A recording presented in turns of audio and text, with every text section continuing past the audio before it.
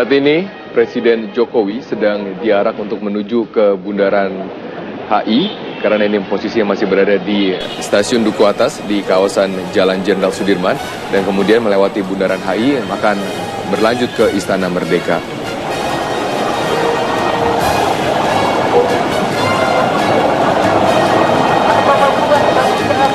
Saat ini Anda lihat bagaimana antusiasme dari warga yang begitu besar dalam menyambut pemimpin baru mereka, Presiden Jokowi. Kita lihat banyak sekali dari warga yang sudah berada di sini sejak pagi hari. Dan andong yang mengawal dari Presiden Jokowi adalah andong-andong dan juga kuda yang digunakan adalah kuda-kuda yang biasa digunakan Jokowi untuk mengiringi Jokowi dalam acara-acara kebudayaan, tidak hanya di Surakarta tapi juga di Jakarta sebagai Gubernur DKI Jakarta. Aduh, balap lagi mobilnya.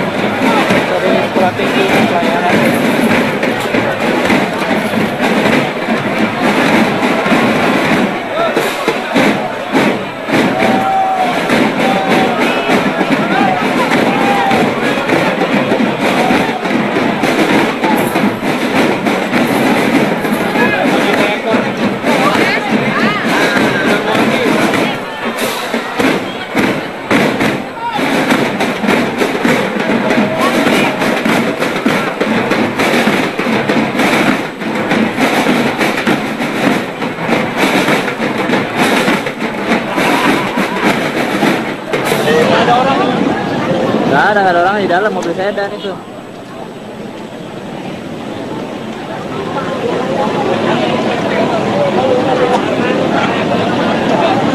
Saat ini warga terus mengiringi Presiden Jokowi untuk sampai ke Istana Merdeka. Mas Yudi, jika Anda lihat warga yang begitu antusias dan juga sosok dari Jokowi ini yang sama sekali tidak berjarak kepada rakyat.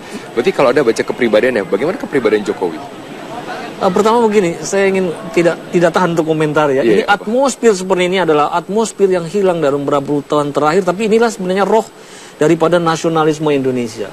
Nasionalisme Indonesia adalah satu transformasi dari namanya elitis nasionalisme menjadi populer nasionalisme. Kita lihat dari dulu misalnya upacara peringatan kemerdekaan dari kampung-kampung, seluruh RW RT, semua rakyat itu ramai ikut menjadi bagian dari proses nasionalisme ini.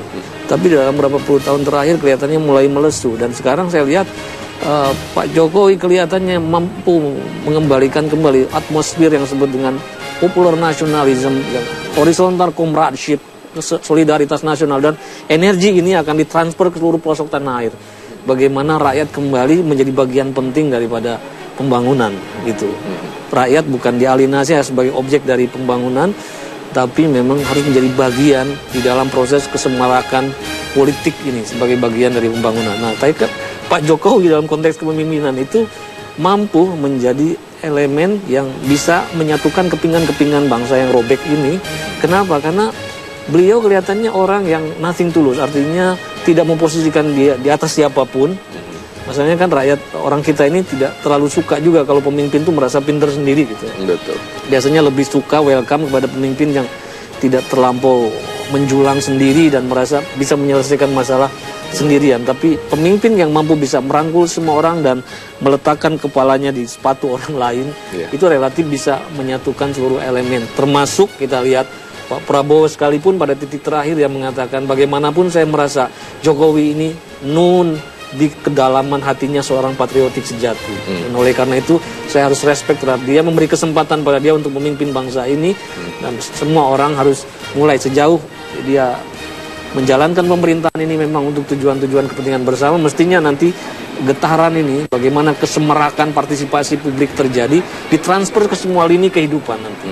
Jadi relawan-relawan yang bekerja sekarang, saya kira tidak cukup berhenti hanya sekedar di upacara peringatan, upacara seremoni hari ini, tapi ini satu modal sosial sekaligus modal budaya untuk juga terus dilibatkan untuk mengawal di dalam seluruh proses-proses pembangunan di berbagai sisi. Jadi saatnya sekarang saya kira kementerian-kementerian semua tidak hanya bekerja lone ranger, seolah-olah hanya birokrasi saja yang bekerja, tapi saatnya seluruh kementerian melibatkan secara sukarela unsur-unsur sesuai dengan stakeholder di bidang masing-masing untuk terlibat di dalam ikut merencanakan, itu mengawasi dan mengeksekusi berbagai program-program pembangunan. Iya, Mas Yudi, Indonesia sudah berganti presiden selama 6 kali. Ini adalah presiden yang ke-7 dan setiap kali pergantian presiden selalu diwarnai dengan harapan yang baru karena kekecewaan atas pemerintahan yang lama.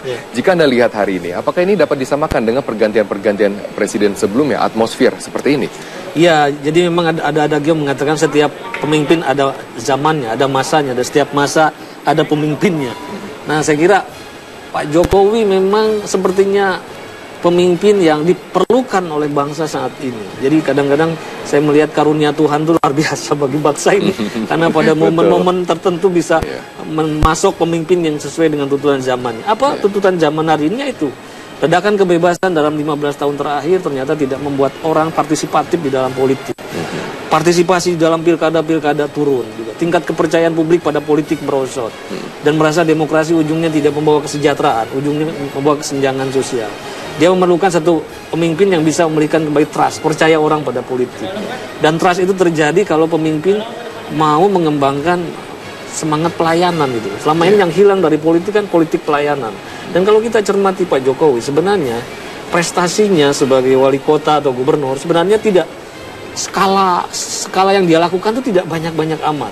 Tapi misalnya pasar tradisional, membuat KTP murah, kartu pintar, kartu sehat. Tapi dengan skala pelayanan yang terbatas itu, dengan perubahan yang terbatas, tapi dia melihat itu dilakukan secara sungguh-sungguh, melayani setiap orang tanpa pandang bulu, dan dibandingkan mungkin dengan corak kepemimpinan politik lain, itu memberi sesuatu yang bernilai. Betul, itu revolusi mental. Itu revolusi mental. Dia pemimpin yang just do it. Jadi nggak perlu konsep-konsep yang terlalu canggih-canggih, tapi lakukan saja.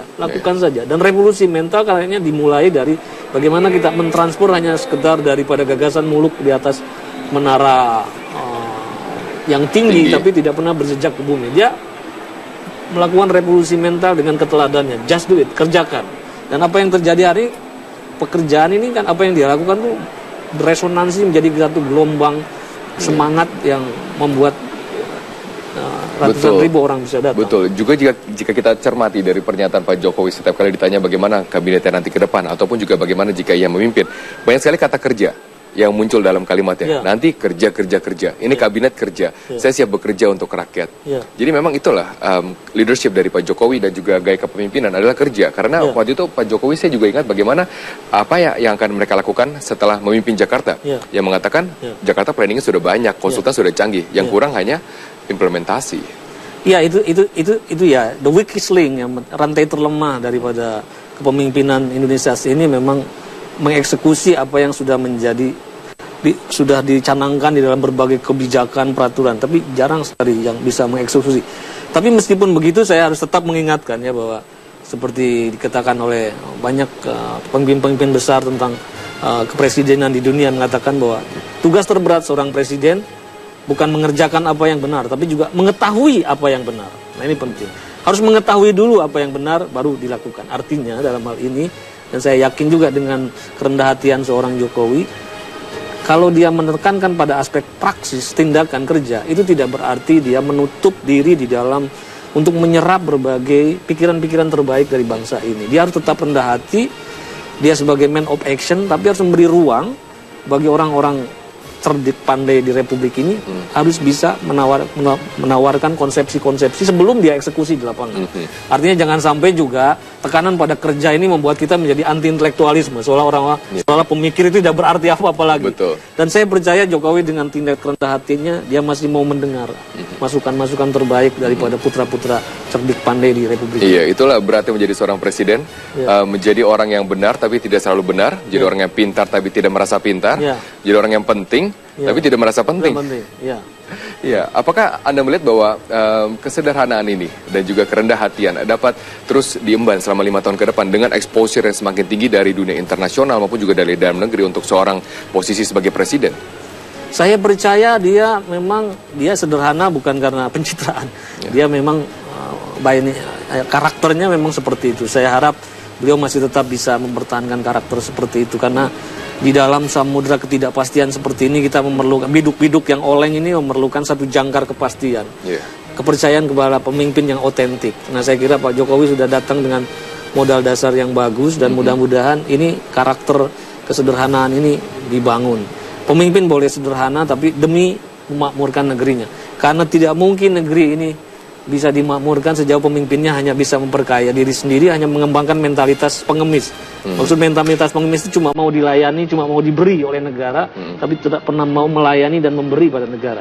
Kesederhanaan pemimpin itu akan memompakkan energi pelayanan demi kesejahteraan rakyat. Kalau pemimpin mementingkan kemakmuran sendiri, tidak mungkinlah kesejahteraan itu bisa dideliver. Betul. Nah, jika kita lihat dari situasi terkini yang ada di Bundaran HI, pernahkah Anda melihat dalam suatu event perpolitikan di Indonesia, suatu milestone ataupun juga pencapaian, rakyat turun begitu banyak seperti ini dan juga antusias dan atmosfernya seperti ini? Pernahkah Anda melihat hal seperti ini? Setidaknya sepanjang saya hidup, sepanjang saya hayat, saya tidak pernah melihat fenomena seperti ini. Artinya ini kabar baru.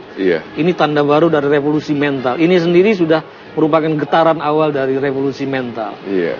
Revolusi mental pada titik ini berarti bahwa urusan negara ini tidak hanya diserahkan melulu pada urusan pemimpin dan pemerintah, tapi urusan negara ini menjadi tanggung jawab bersama dan harus dirayakan bersama. Dan politik bukan hanya sekedar kekuasaan, tapi politik adalah bagaimana setiap orang terlibat demi melakukan pelayanan terbaik bagi bangsanya. Apa yang bisa dilakukan oleh rakyat, seperti kata Supomo dan lain-lain, jangan dulu tanya apa yang bisa diberikan oleh negara kepada kamu, tapi tanyakan dulu apa yang bisa kau perbuat untuk membantu pemimpin ini demi kebaikan hidup bersama. Dan ini permulaan yang sangat bagus. Jadi bagaimana rakyat terlibat, yang disebut dengan active citizen warga yang aktif terlibat di dalam politik sebagai tanggung jawab bersama, ini dimulai sebagai satu titik berangkat daripada revolusi mental sudah terjadi. Betul.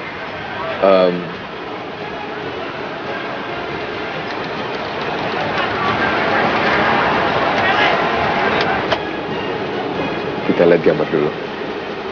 Waduh.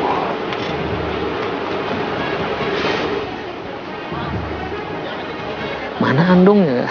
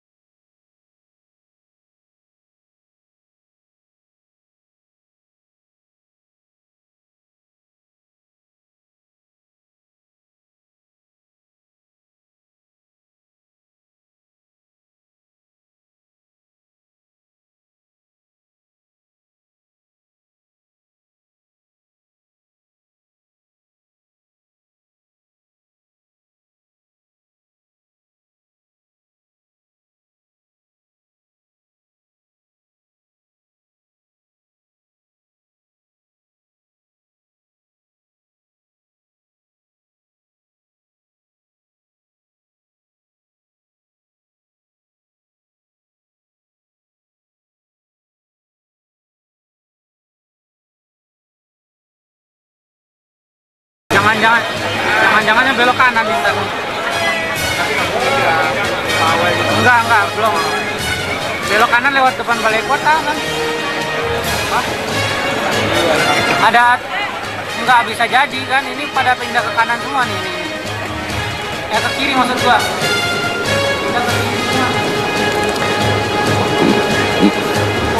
Ya, Mas Yundi, tadi Anda mengatakan bahwa tidak pernah Anda melihat atmosfer yang begitu luar biasa dalam sejarah perpolitikan di Indonesia. Tapi dengan harapan yang besar muncul juga tanggung jawab yang besar dan juga beban yang besar. Sedangkan Presiden tidak selalu harus membuat kebijakan yang populis. Banyak sekali kebijakan yang non-populer. Bagaimana Anda melihat Jokowi harus menghandle dari kebijakan yang harus diambil nantinya? Iya, ini bukan titik kedatangan, ini tapi titik keberangkatan. Itu yang harus diingat oleh Pak Jokowi. Tapi titik keberangkatan ini sudah memberikan sinyal yang positif tadi.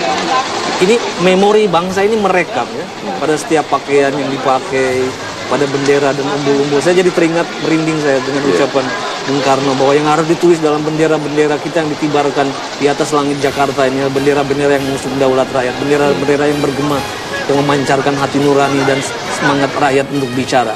Bendera-bendera yang kita kibarkan adalah bendera-bendera yang menyebut harapan bahwa bangsa ini adalah bangsa besar dan bangsa ini direkam dengan segala gotong royong yang tercipta hari ini. Nah, tapi ingat bahwa ini baru sekedar titik keberangkatan. Nah, Pak Jokowi dengan tingkat ekspektasi yang begitu besar dari rakyat ini kalau tidak bisa dipenuhi juga akan cepat menjadi frustrasi. Betul. Dan bendera ini yang kita lihat ada di mobil kepresidenan, mobil RI1.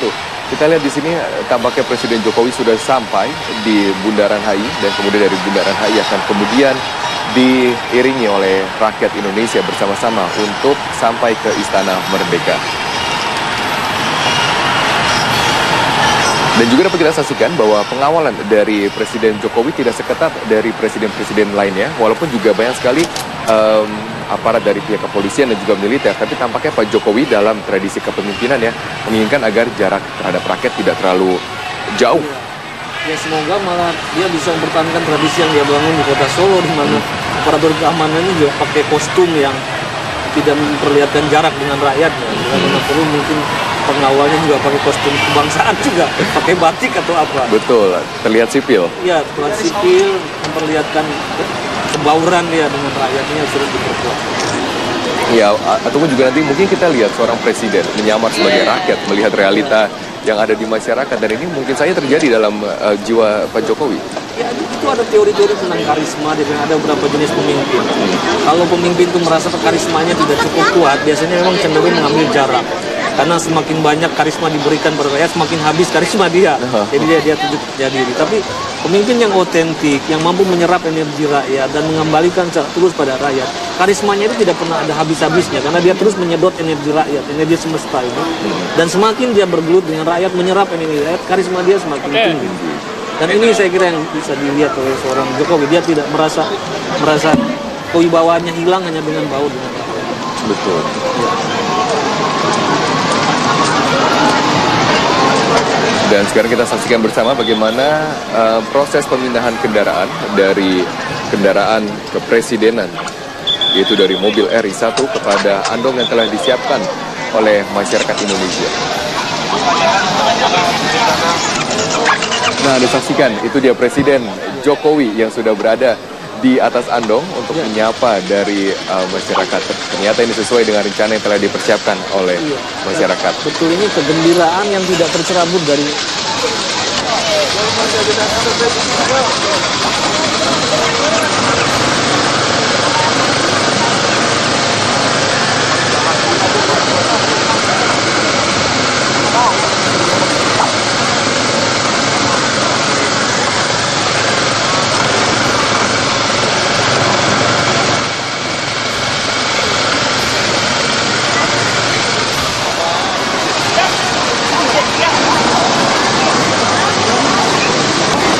Madang gua ini.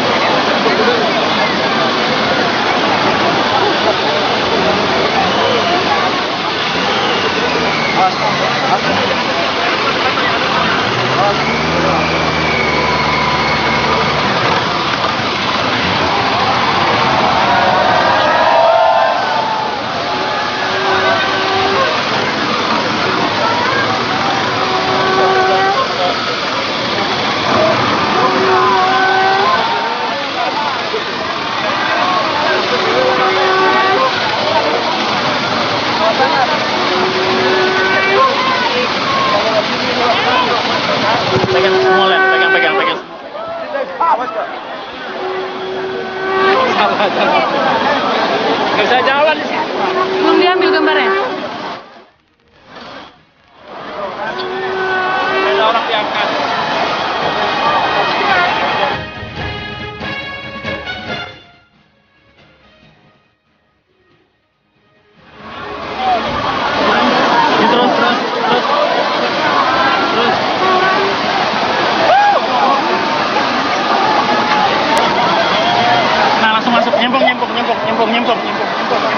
Nyempong miring terus masuk. Bisa geser. Oh, mau masuk bisa maju, Bang. Bang, masih berani mau. Ke depan, bentar. Gua nak jangan betul. Salah.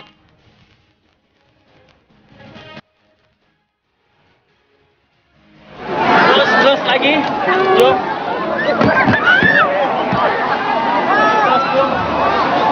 Gua geserin orang nih. Bisa enggak? Diam. Gue tahan gede. Diam.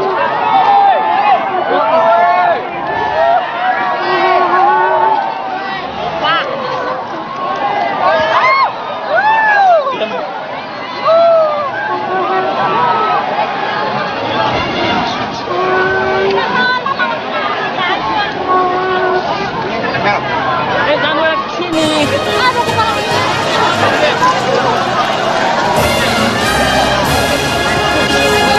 Mana nih bambu nih? Bambu. Wah, lewatnya di sini.